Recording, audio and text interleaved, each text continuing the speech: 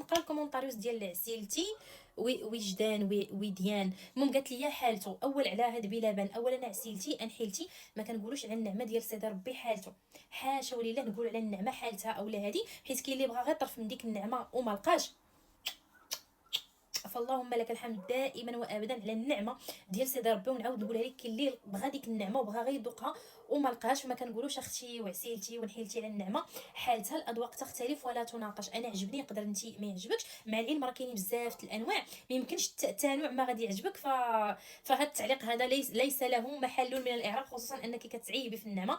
انا مشيت خديت شي حاجه بارطاجيتها مع المتتبعين ديالي وعطيت رايي الصريح، ولكن باش نقول على النعمه حالته ولا حالتها بصراحه انا ما نقدرش. ودابا عسيلتي اجي نبارطاجي معاك بلبن اللي خديت ديال اليوم. المهم العسيلات، اول حاجه خديتها اليوم من بلبن هذا كشري حلو. انا كنصح لاي واحد كيتفرج فيا وكيتيق فيا، مشيتي بغيتي تذوق اولا تذوقي خدي لك هذا الكشري حلو، واخا سميتو حلو راه ما حلوش. علاش انا عجبني حيت ما حلوش.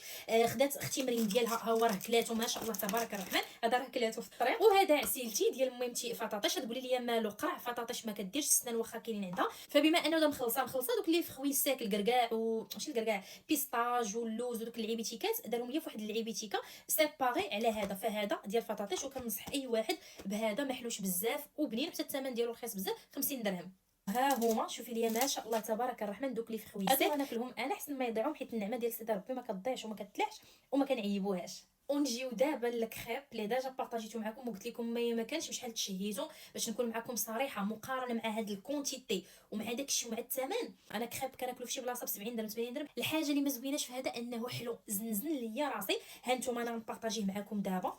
شوفوا بالنسبه لهذا العسيلات كريب دبي، انا كنت شفتو عندهم وقلت لي عافاك بغيت بحال هذا كريب ماغنوم شي حاجه بحال هكا. ولكن هانتوما قولوا عطوني الكريب اللي فيه من الداخل واحد الكيك، وفيه هذا كيجي الكريب كيجي من وسط منه الكيك، وكيجي في وسط منه الشوكولات والكنافه. المهم عامر ومزعلك ديال بصح. انا كيعجبني هذا الزعليك هذا الزوين ماشي داكشي المخنن. حاجه وحده اللي ما عجبتنيش فيه انه حلو بزاف، وكيف ما قلت لكم كليت جوج ديال الطروفه وكلات معايا اختي مريم. تخيلوا انا جايه اولا نتعشى باغي ما قديتش بمره، فهذا غنديرو في الثلاجه غنبقى نحلي به ناكل طريف. جو بونس راه فيه 3 ايام في هذيك ديغي دو كونسوماسيون مع هذا، حيت هذا مستحيل نقدر نكمله.